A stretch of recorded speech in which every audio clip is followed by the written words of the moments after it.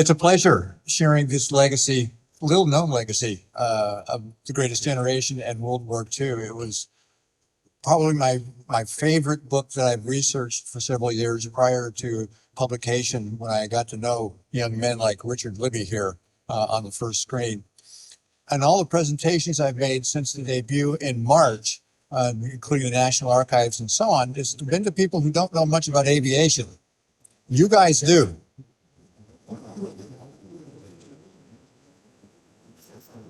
The good news is what I write about is to focus on the people more than the technology and so on. So we'll talk about gliders, of course, but I certainly understand that you folks have a great deal of expertise in that regard.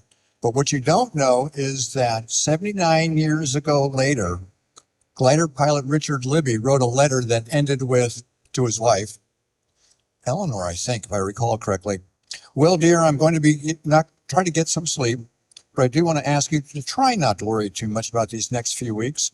I'll write and tell you as much as I can at the very earliest opportunity. But until then, my dear, my thoughts will be with you almost constantly, just as they were on our last D-Day. I love you very much, my dear, with all my heart, Dick." 79 years ago yesterday. 79 years ago today, he sat around in England in the rain, waiting his turn. Tomorrow will be the 79th anniversary of his flight in Operation Market Garden. This is the 79th anniversary of Market Garden. We didn't plan this presentation to coincide with one of the glider missions, but it was only about a week ago when I started pulling out some notes and so on that I realized September 18th, perfect. That doesn't happen very often because the incredible legacy that these men created took place in a very short period of time. During World War II, and to hit one of their major missions, such as Market Garden, is more than perhaps coincidence. But it was, I'm pleased we can talk about that today. So I threw that slide in last night, or 2 nights ago, with Richard, one of my favorite photos, and all the ones that I found in doing the research. I was stunned to find out about gliders while writing the previous book, Honor Before Glory. I've been fortunate over the last 20 years. Each time I've written a book, something has crossed my desk, my computer, my research that I've set aside that there might be a story there, and it's become the next book. Honor Before Glory, a Japanese-American rescue mission in World War II, 442nd, very famous. There was a brief mention of some of the guys who were not available for that rescue mission because they had been flown into southern France by glider. All I knew. Set it aside. 2 years later, the Brotherhood debuted this year. So I've been fortunate to find these nuggets as I go along. Truly an accidental author from the time I first started volunteering with Midway. We've all seen these headlines. You certainly have. That's hardly new or breaking by any stretch of imagination. But the story of glider pilots and gliders really started for me 3 years before this headline in 1938. When glider pilots were still in high school and working in logging camps and summer jobs, mowing lawns or bringing in the harvest, the cotton harvest in Texas or whatever the case may be, going to football games, playing in football games, and that sort of thing. For them, their lives, their careers as glider pilots started 3 years earlier. We all know who this, do you guys know who this is? General Hap Arnold, 1938. When through a twist of circumstances, became chief of the Air Corps, Army Air Corps, ultimately the Air Force and so on. These young men would put their lives, and those of their families, such as the Libbys, in the hands of a fellow who was the second choice to go to the academy of his father. His father wanted his brother to go. The Army refused his application, turned it away the first time. But when the guy who was ranked just above him decided to go study engineering elsewhere, he got into the academy. Not an impressive student, spent a lot of time confined to quarters for demerits and basically screwing around. A class of 111, he finished ranked number 66, just about dead center. Not a very stellar start, and certainly no harbinger of what he would ultimately do and accomplish in World War II. In fact, he, within a couple of years of graduating, He was desperate for graduation. He heard about something called an aviation program just starting out. I think he was the second or third to earn his wings, and within 2 years he had developed a tremendous fear of flying and had grounded himself. While these glider pilots were in high school and college and so on. Hard to imagine, but he was grounded. But by the 1930s, he had developed quite a reputation within the Army for aviation research and development, pushing manufacturers for faster, bigger, more capable aircraft and so on. And shortly before Pearl Harbor in February, he decided to become the chief of the Air Corps, needed gliders. And I'll get into the reason for that in a minute. So about 6 months prior to Pearl Harbor, he ordered the design of something called gliders. Now, the Germans had been developing gliders throughout the 30s. They had a massive recruitment program, so they would have a reserve corps of glider pilots if and when the war came. We had nothing. The Army actually prohibited its soldiers from flying in gliders on their own time. It was just the opposite. So it's truly from scratch or even less than that. By 1942, he had ordered a program to train 5,000 glider pilots and about 5,000 gliders. Shortly after, just a few months following Pearl Harbor. This is the first of what became a series of misadventures, which makes their ultimate legacy, even more remarkable. The Army Air Corps really had no idea what they were doing. They were experimenting as they went along. At first, they thought you needed a commercial air pilot's license to be trained as a glider pilot. Recruiting therefore lagged. So then they changed it to make it more available, more accessible. Pretty soon, shortly thereafter, they had 10,000 pilots trainees in the pipeline. They didn't know what they needed because these pilots were volunteering for an aircraft not yet invented. They didn't have any idea exactly what was going to be required, what the capabilities were going to be, what kinds of controls. They had an idea of combat deployment or environment, obviously. But they truly were test pilots as the program was being invented from 1 month to the next. Normally, I spend quite a bit of time on this slide. You've got your exhibit. I don't know how much detail I need to go into, but for those who may not know, this is the glider. No engines, as the expression goes, no engines, no parachutes, one-way missions into enemy territory, always surrounded, and certainly no second chances. As a civilian, I was surprised to learn that this thing had 70,000 pieces. I don't understand how that can be. You guys probably do. It was canvas, a fabric, not canvas, that was reinforced with dope, so a tent, if you will, reinforced tent, steel tubing, which critically was short of supply many times throughout the development of the glider because of steel shortages just in general for aviation and other priorities. So it was a constant challenge to get the steel tubing as the frame. As you can see, not very big, roughly 89-foot wingspan, about 48 feet long, about the size of a B-25 bomber. Weighed 3,750 pounds unloaded. Payload about the same, although the glider pilots in their letters and diaries and so on were constantly complaining that if they didn't watch them being loaded, the gliders being loaded, they would get overloaded because they wanted to obviously deliver as much ordnance, supplies, fuel as possible to the battlefield behind the front line. So officially 7,500 pounds fully loaded. Reality was it was much closer to 4 tons, 8,000 pounds on almost every mission. But the only time that wasn't the case is when they were carrying infantry, which was 13 men.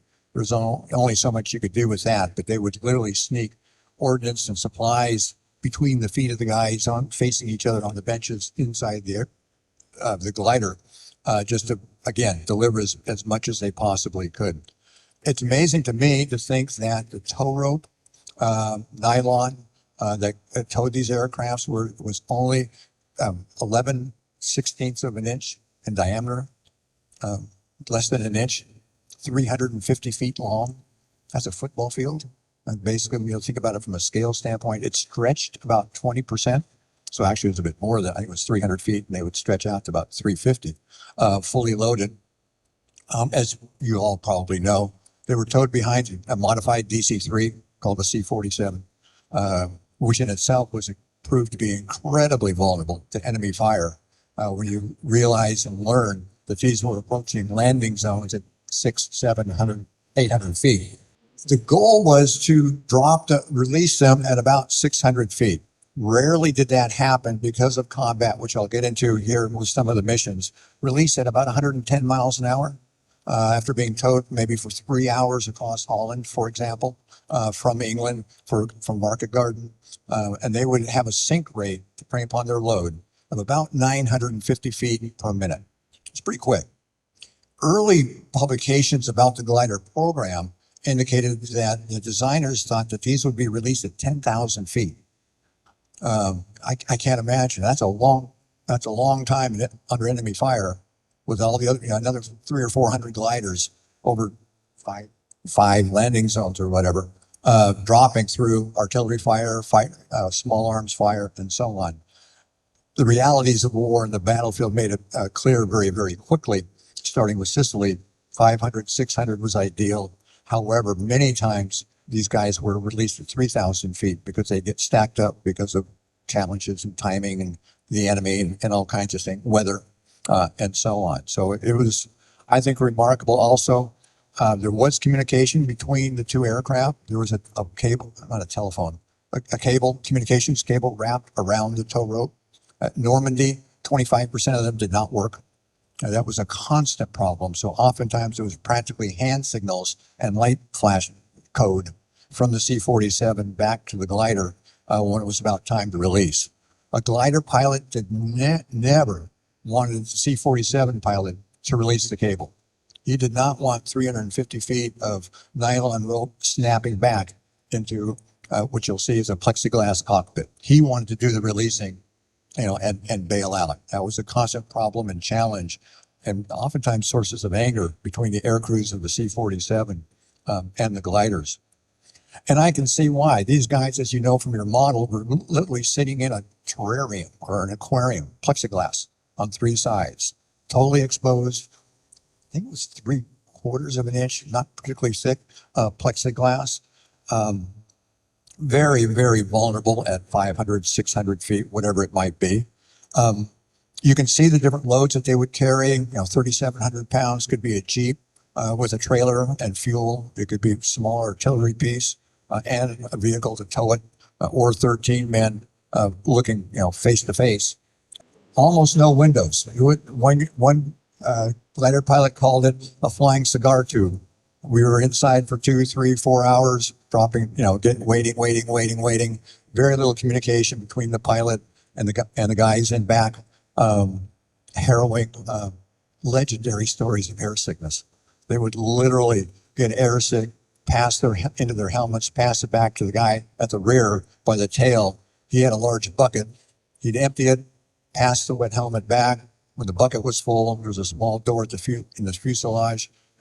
120 miles an hour, open the door and try to pour the bucket out, and continue on your way to the battlefield. Aviation Museum, I don't think I need to go into this a whole lot, but a lot of people ask the question, why gliders? Quite simple. Called vertical envelopment. This is just the same reason we had paratroopers. The idea was obviously to get, this is Normandy, to get behind the enemy lines, attack from the rear, keep the reinforcements from coming forward, seize, in this case, causeways and access routes. Paratroopers generally carried only about a day, maybe 2 days worth of supplies. And if they've been on the ground since 0400, by that night, or certainly the next morning, they were already in critical need of resupplying and reinforcements. That's what the gliders were for. So in this particular case, this gives you a quick sense of DZ, the drop zones for the paratroopers, how close the gliders were supposed to land. That was proven to be somewhat naive and optimistic, but you get the quick sense of how this was supposed to work, starting with Sicily. I find it fascinating getting to know these men. There's a museum in Texas, Silent Wings Museum in Lubbock, which became the primary training base for glider pilots. And they've got an amazing archives and a Glider Pilots Association research committee. So reading the diaries, the letters, the journals, the after action reports, the interrogation check sheets, and so on of these young men really gave me an insight and made the book possible. If that had not been available, there would there would be no book today. And if there was one thing that bound them all together, whether they had a family like Richard did, or they were just out of high school, or whatever, it was a love of flying. Any way to get into the war and fly. Some of them were flight school fighter jet washouts. Some just didn't meet the eyesight requirements, physical requirements, and so on. But if this is what it took to fly, so to speak, they were willing to do that.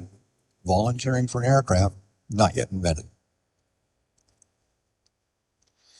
Training was turbulent, to say the least. Because the gliders didn't exist, they trained in sailplanes.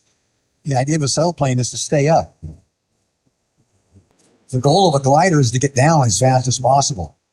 I can't think of the name of the aircraft. You guys probably know it. There was also a popular small private plane, civilian plane, not a Cessna, that they took the engines out of and used as gliders. That was actually more relevant than the sailplanes, because the idea was get on the ground as quickly as possible. But this is the way they were training well into the war, almost to the end of the war to some extent. Training camps, training schools all over the country, thrown together, some of them seasonal up in Minnesota and so on. Some of them literally were closed within weeks of opening. One in Oklahoma, the water proved undrinkable. Eastern New Mexico, the wind never stopped blowing. So they were constantly moving these pilots around, trainees around, trying to give them the time in makeshift camps, if you will. I try to call them schools, but the training was just really haphazard at best, that being invented while other guys were inventing the gliders themselves. Equally horrific in retrospect was the quality of manufacturing. Under Arnold, ultimately 11 contracts, I believe, were awarded for manufacturing. The standards, the inspections was haphazard at best. Only one had aircraft manufacturing experience, Cessna. Others, the Heinz Pickle Company made components. Steinway Pianos made components. So it was 11, I believe, contractors and dozens, if not hundreds of subcontractors making components. Almost no inspection. Gliders would fall apart in the air. One time an instructor was leaning on the wing and it fell off. This is St. Louis. There was a famously horrific disaster in 1943. An aircraft manufacturer celebrating a milestone glider that they had produced. Flew in the morning, a big air show, successful. Second time it goes up during the day, the right wing falls off. And literally on the newsreels and videotaped and recorded in those days, went straight into the ground, killing the president, the vice president, the controller of the aircraft company, the mayor of St. Louis, the president of the Chamber of Commerce, and some other dignitaries. Huge national headlines. Columnists were livid. They started looking into it. They started reporting that in one manufacturing plant, 95% of the parts were inspected, failed. One contractor was building gliders in a circus tent in Florida, so humid. That also had a 95% glue failure rate, but it didn't matter because the storm came along and blew the tent away, and he was out of business.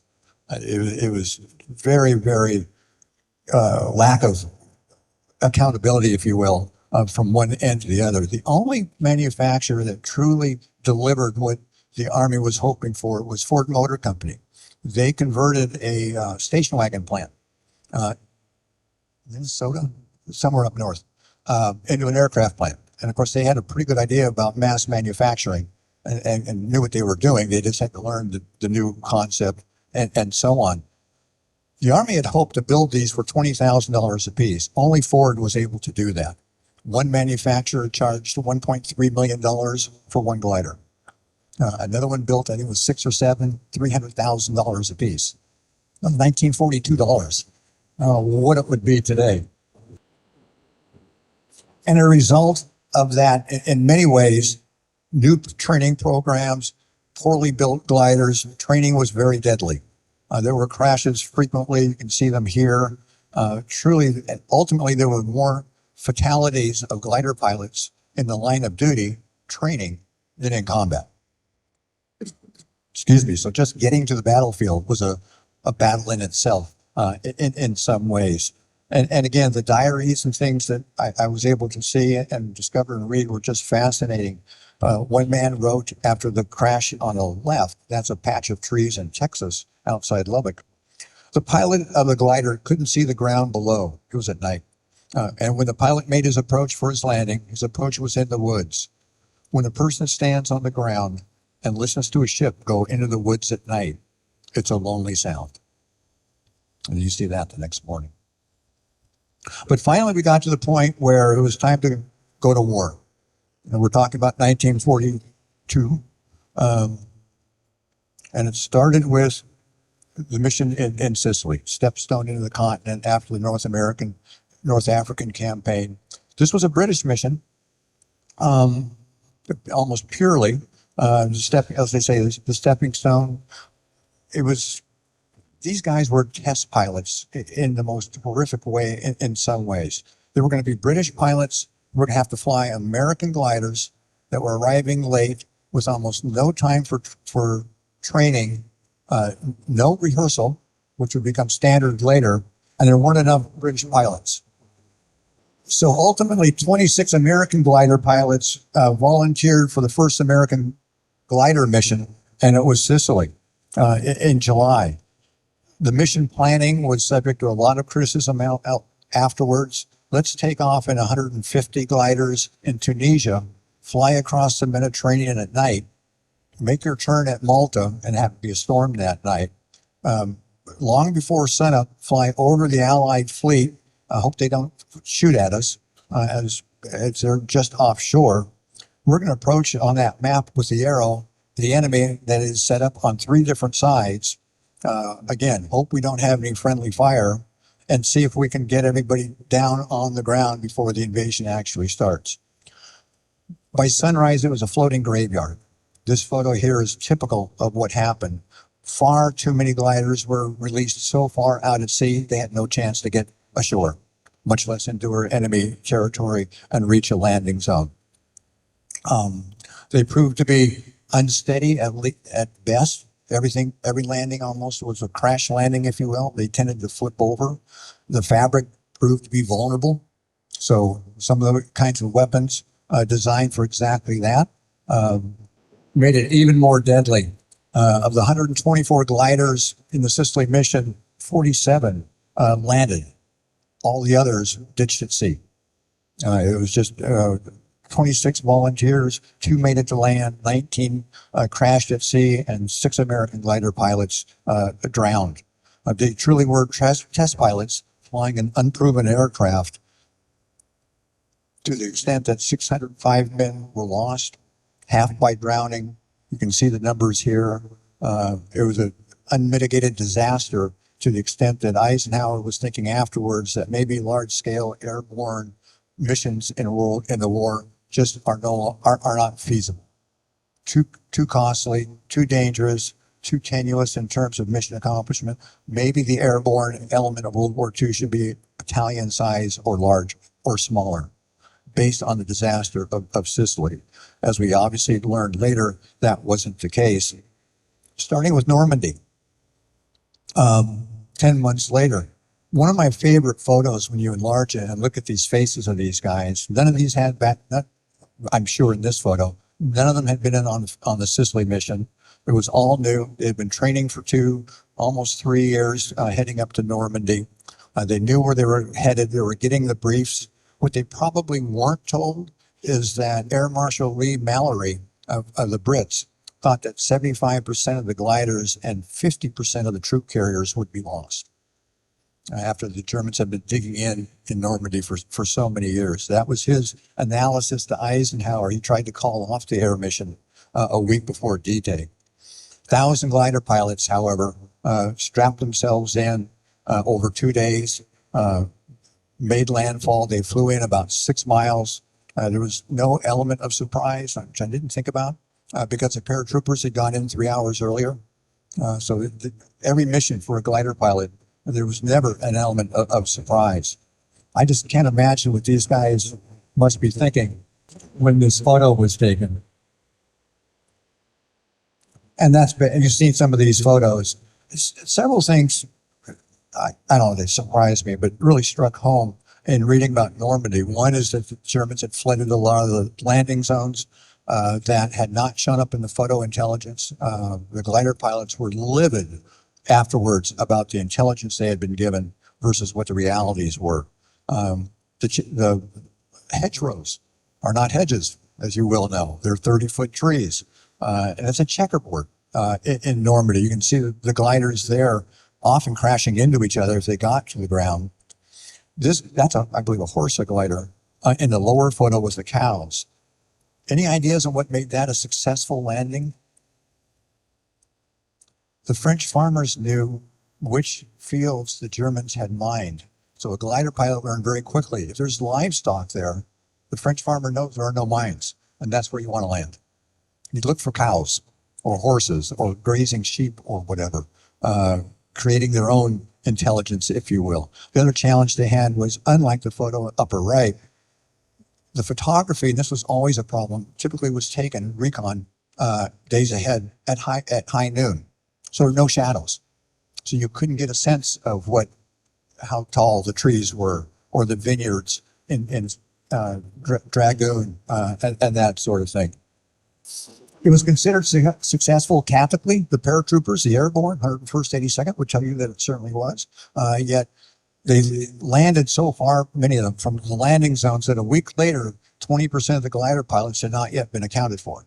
They were still in the field, hooked up with units fighting, but they had not been able to get back to their bases, forward positions, and be sent back to their air bases. The original thought was that gliders could be reused.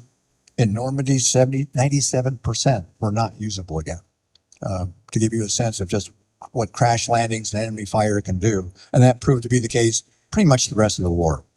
Just idea of 10,000 feet up, not going to work. Use them again, retrieve them again after missions have been accomplished, not going to work. Test pilots. This was a tactic in the war that was being invented literally from one mission to the next. Operation Dragoon, southern France, pretty much the same.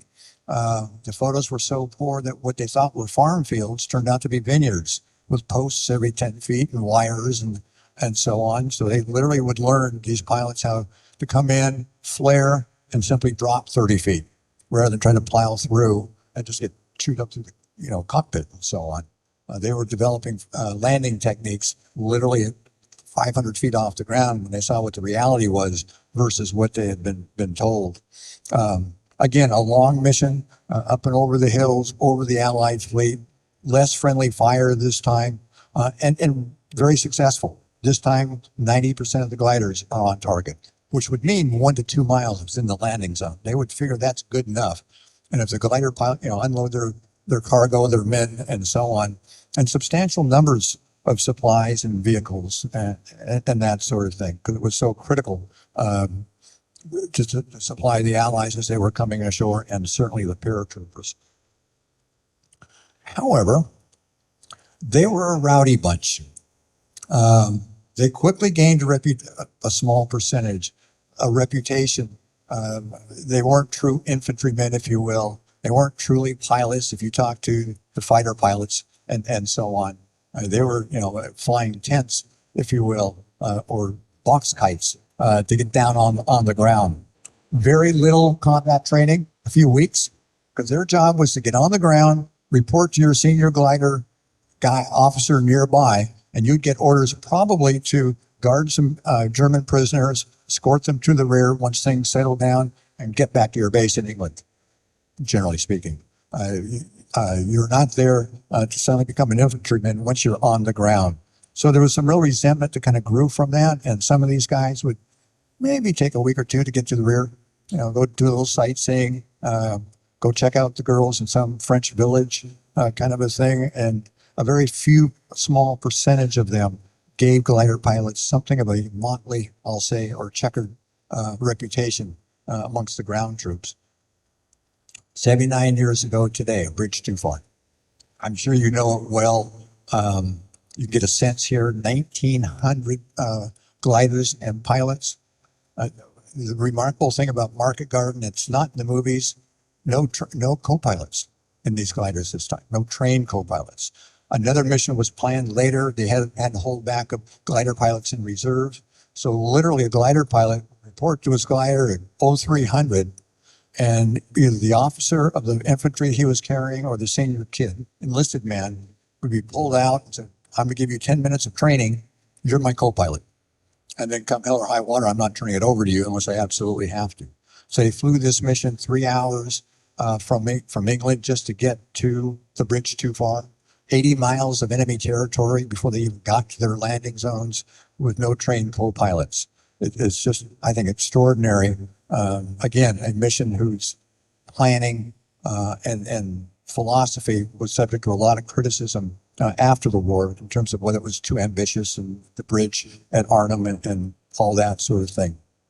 Yet over several days, it was again very successful. It's a remarkable amount when you think about, again, 3 tons of payload in a given glider. That takes a lot of gliders over several days to deliver this kind of reinforcement and resupply for a mission that ultimately failed, regrettably. Only 3 months later, Bastogne, General Patton fame, and where more movies are made. Battle of the Bulge. What a lot of people don't realize is that gliders played a key role in delivering supplies and relieving the 101st that was surrounded in Bastogne. We all know about Patton from the South and the Third Army and blasting a corridor and so on. Actually, the first American troops to arrive after the 101st had been surrounded was Medical Corps, delivered by 11 gliders. And it was about the only mission of the war where they actually surprised the Germans on incredibly cold conditions and so on to deliver a team of surgeons. So it was vitally needed. In fact, these are the pilots here on this slide that delivered the surgeons the day before Patton and his folks, tanks, reached Bastogne from the south. The next day, another 50 gliders were assigned to deliver fuel. We can't imagine flying at 500 feet with 350 pounds of tank fuel and jerry cans in the back, strapped to the floor of my glider, but that's what they did. Tragically, I suppose, in many ways, the commanding officer of the glider pilots learned at the last minute that Patton had opened up a corridor from the south that would be a much safer flight route than flying the same day, same route, at the same elevation that the American gliders had flown the day before. He said later in his writing that it was too late to notify the 50 glider pilots and navigators and so on, so he just kept to the mission plan. They flew the same route as the day before. The Germans knew they were coming. They had them locked in terms of elevation, altitude, and so on with their 88s and small arm fire. And it became a shooting gallery for those 50 glider pilots. There was no, like I say, no surprise. Also, that commanding officer made the decision that these gliders were so vulnerable with 300 and some gallons of fuel in the back. Again, for the second time, no trained co-pilots. Why lose 2 men when the glider is going to blow up when you can get by with 1? So a lot of times on those 50 gliders, they put weight, sandbags and things in the co-pilot's seat to keep the aircraft balanced. But there was no one in the seat next door. All this basically came to light, after the mission. About the only chip on the shoulder of glider pilots as a rule that I saw in reading everything that was made available to me is many of them felt that they never got the credit for the role of gliders in the Battle of the Bulge and Bastogne. Movies about Patton and all that kind of a thing. But almost no mention is made of what the glider pilots accomplished from a medical and resupply standard, in temperatures well below freezing, brutal conditions. To their dying day, I saw correspondence much, much later in life.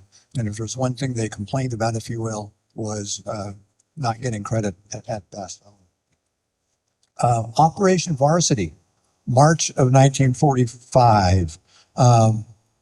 These missions are coming along pretty quickly when you think about it. Every 2 or 3 months, there's an invasion of some sort in a full court press, if you will, across the European theater of operations. This was a first, again, in many ways. They're learning as they go. Glider pilots are paying with their lives in some cases. This one was unique in that the flight was only 6 miles from the Rhine River to the landing zone at a river, six miles, not inland, distant. So several things happened here. It was such a short flight and so intense, and the airborne mission was only 4 hours, that the paratroopers in different planes and the glider pilots all went in together.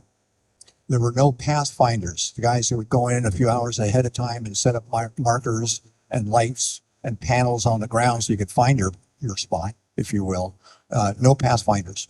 It was truly a surprise attack, if you will, although the Germans were broadcasting on their radios, on the radio, that we know you're coming. You'll be able to walk down to the ground on the flat. We're going to be firing at you. And in fact, they were under heavy fire. But they were landing in landing zones not secured in advance by the paratroopers, or at least hopefully. It was chaos when they hit the ground. Also, for the first time, yes, the photo lower right, the pilot, C-47s towed 2 gliders at once. They had trained for that to some extent back in the States, but it was the first and only time that double tows took place, again, because of the full court press of getting everything down on the ground just as quickly as possible. There's an expression in boxing: every boxer has a plan until he takes his first punch, and the plan goes out the window. Well, that's certainly the case in war, in every battle. General Montgomery ordered a chemical smoke screen to be launched, deployed across the river as the troops were going across and invading Germany, the fatherland.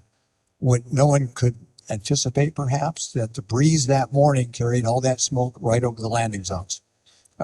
Weather was a constant problem, whether it's overcast, raining, drizzly, or in this case, chemical smoke, that would complicate things. Remember, I talked about ideally landing, being released at 500 or 600 feet.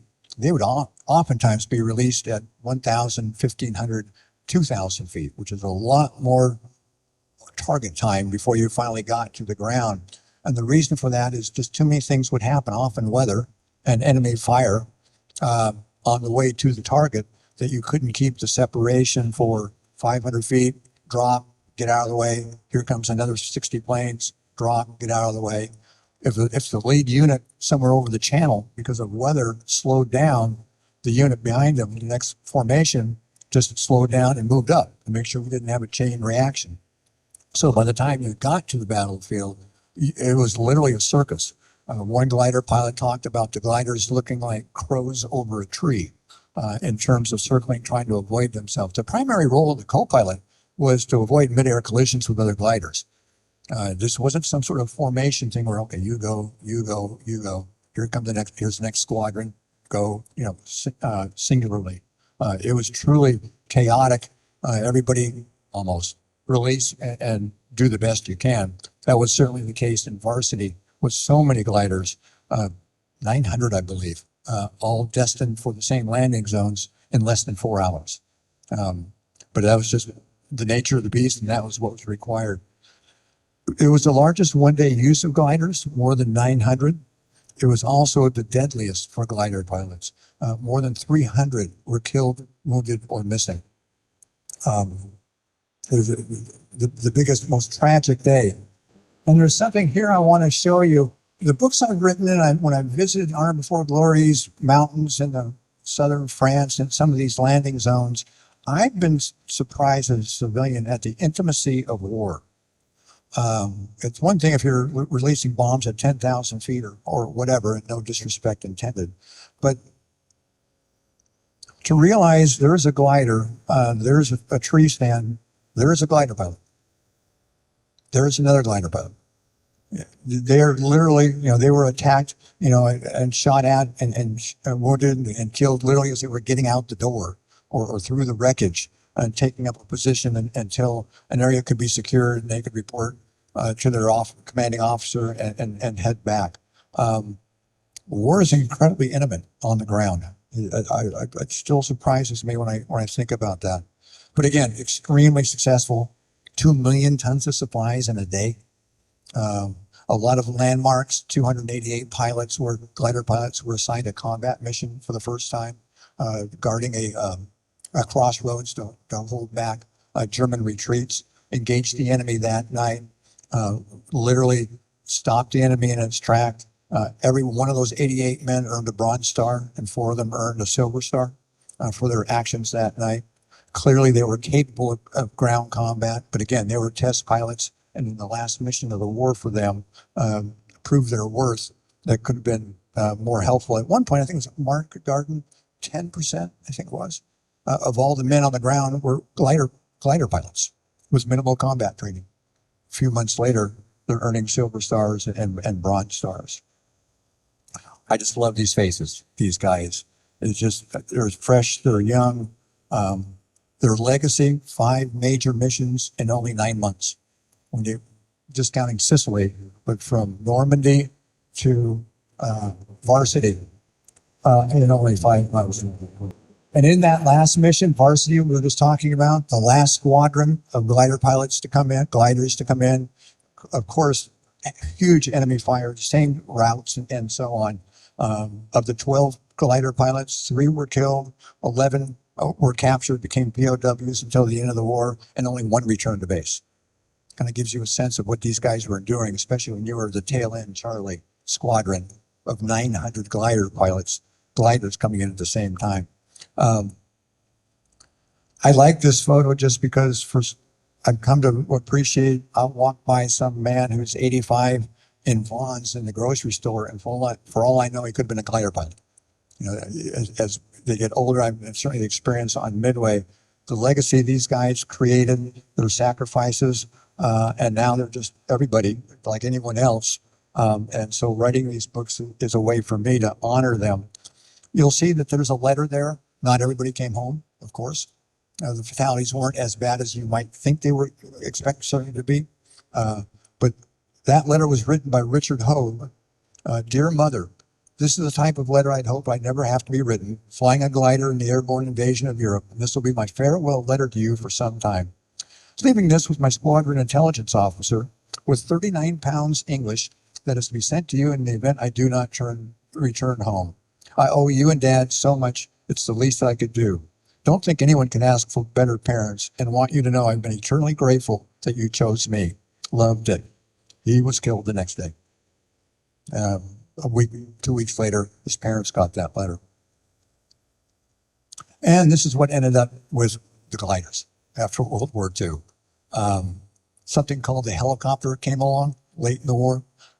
Gliders were just too many resources when you think about the towing aircraft and so on. They just didn't prove practical going forward as technology was being developed. At the end of the war, before the end of the war, glider pilots were already training to land in rice paddies for Japan. And the idea there was, since you can't get a rice paddy is small, they were being trained to land, unload your troops or whatever.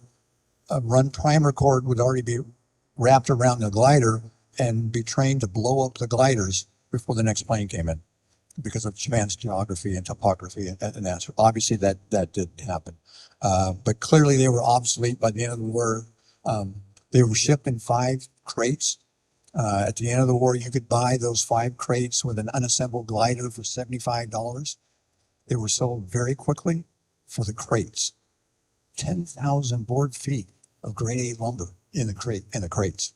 Didn't care so much about the gliders, but you could build a family room, a deck, and a granny flat for 10,000 square feet. And then they would modify the gliders. The frames, steel tubing became cattle feeders, the wheels were used for farming carts and so on. But their only perceived value was the wood in which they were shipped.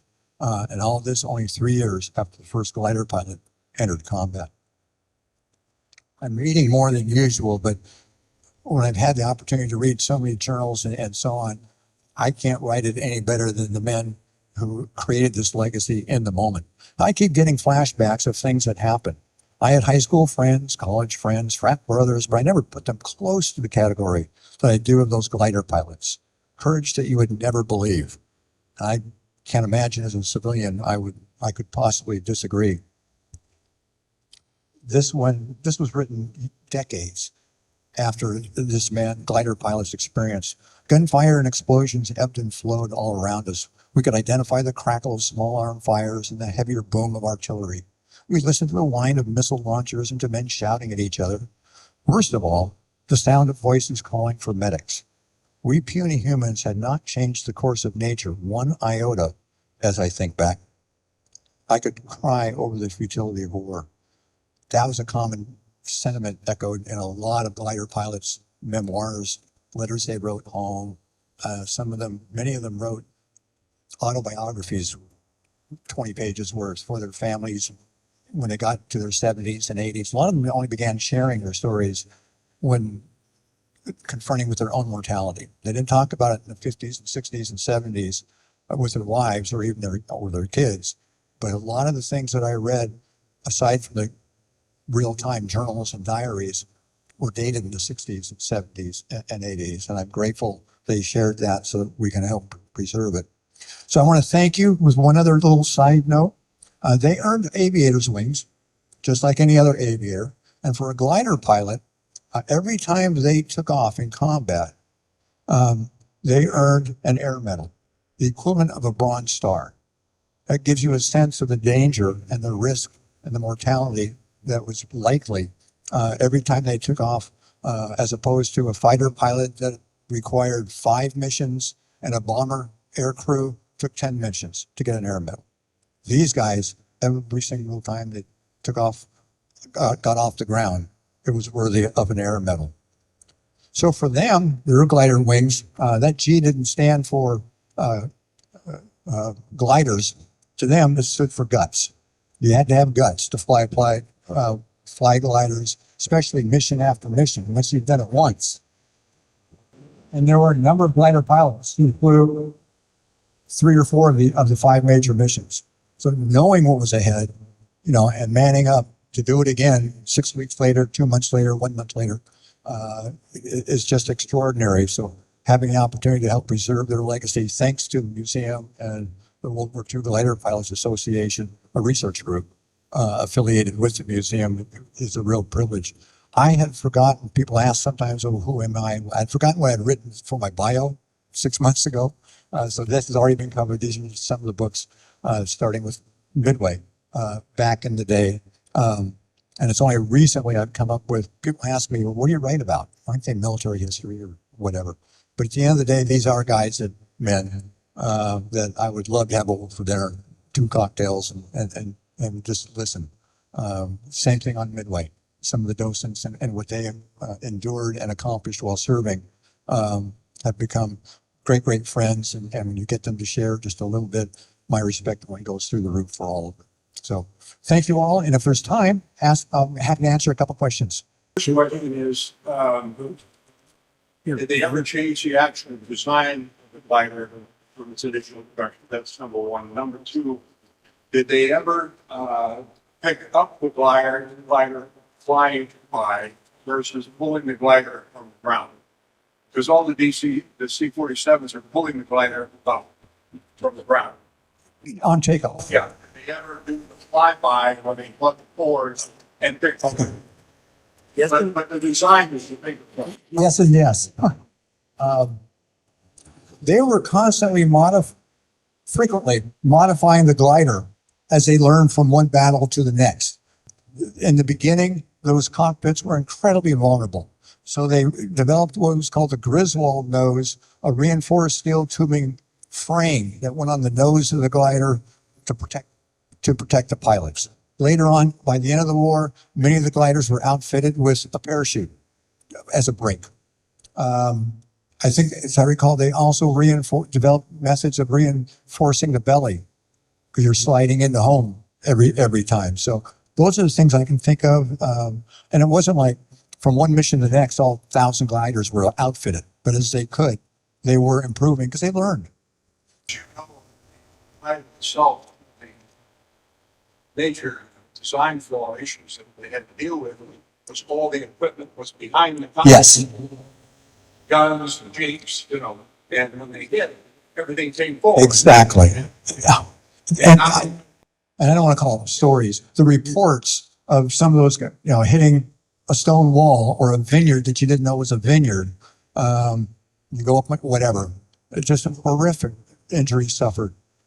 Even though the fatality rate wasn't that high, the wounded rate and the kinds of injuries these guys endured based on what's behind you. The snatch. Yes. To my knowledge, all gliders got underway on the ground, on runways, as you saw. There was the ability, limited wise, where if a glider could be recovered, and Market Garden, they got a bunch of them, not percentage wise, not that many, where they could be positioned. They built the wire goalpost, if you will, and with the tail hook, grab that wire and lift them up off the ground for recovery purposes. But they weren't going to do that with an 8,000 pound fully loaded on takeoff. It was more about recovery, relatively small number to what they first thought they could do. Just realities of a farm field and flooded farm fields. And any other questions? Yes, sir. So I'm curious about people that flew these multiple missions. Who were some of the people that had the most number of glider missions? There were about 13,000 gliders were built, a lot for training purposes. They never saw combat. As best as everyone can, there's no single record, but generally we believe about 4,000 glider pilots saw combat. I've got the bio files of all of them. I didn't go through them all, but it was something I started looking for. To your question, I saw 5 or 6 records that showed all the major missions, all 5. The big one, not Sicily, because that was just a couple dozen. Maybe 10 or 12 had 4 missions.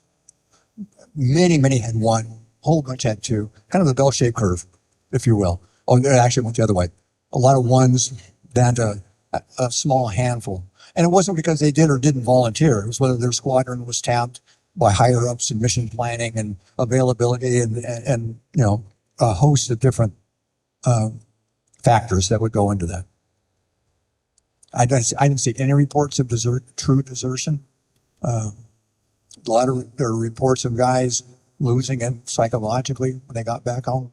A different story, or losing your best friend on the battlefield. A lot of those, not stories, experiences.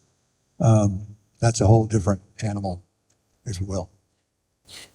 Was part of the reason they were, the first time the Germans used the gliders were at that fort in Belgium. Yes. That was very successful. It was. But then the Germans used it before Sicily, if I remember correctly, on Crete. And it was horrific. The British were ready for them.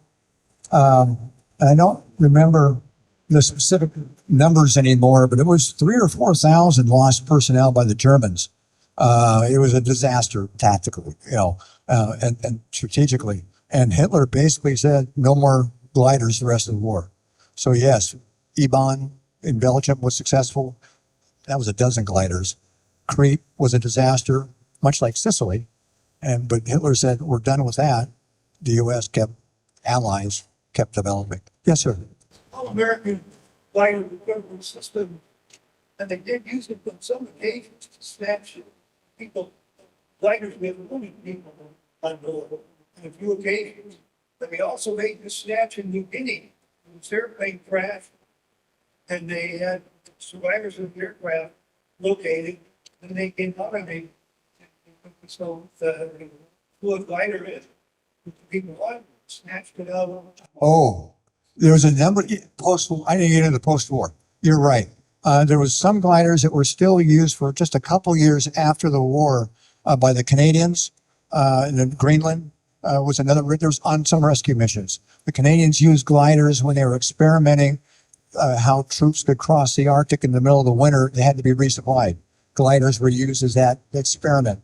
And then there was some sort of aircraft that crashed in Greenland with a crew. I've forgotten I don't have all the details in front of me. And they ultimately used gliders to rescue those folks. And that was a snatch because it was the only way on an ice floe you get back up off the ground. But that was a handful of rescue mission. So one group tried to develop a commercial use. The original vision that after the post-war was imagine being able to take off on a commercial cargo delivery, where you'd have 2 or 3 gliders attached to a larger plane, and as they got over Seattle, like UPS, get over Pittsburgh, that glider with equipment and cargo for Pittsburgh would take off and land, keep on going Cincinnati, the next one would, kind of a thing, kind of a airborne UPS. It didn't prove viable for a whole host of reasons. Again, the dependence on tow aircraft and that sort of thing. So it was only a couple of years of rescue missions and some experiments, and they were done. Flight officers, yes, flight officers. That the rank changed several times, again, as they were experimenting and creating it. But at the end of the day, there were flight officers, first, second lieutenants. I didn't see many get past that unless they made the military their careers. You know, and then would go on from there. But flight officers, first and second lieutenants, is the easiest way to describe it. Because again, things changed from 6 months to 6 months as they were inventing this. Did this gentleman make it through the war? He did. It is amazing how some family members, in all of my books, they collect stuff, they start writing letters, they kept all this stuff sometimes. Or dad wrote an autobiography when he was 78 or whatever. And when I've contacted them, I'm a complete stranger in San Diego, and this guy's in Erie, Pennsylvania, or family member. How often in all my books, they will trust a stranger and send me copies or even originals sometimes for Midway, saying, well, when you get Midway to San Diego, put it in the archives. So I had boxes of original stuff, from some guy who served on Midway in 55 in the hopes that it would have a home. His family didn't care. They were tired of all the stories, that kind of a thing. So, yes, Richard Libby, in fact, that little boy, Gray, he's the one 50, 60 years later made a treasure trove of his dad's stuff available to me and the museum, Silent Wings Museum in Lubbock. Thank you all. Been a pleasure this morning.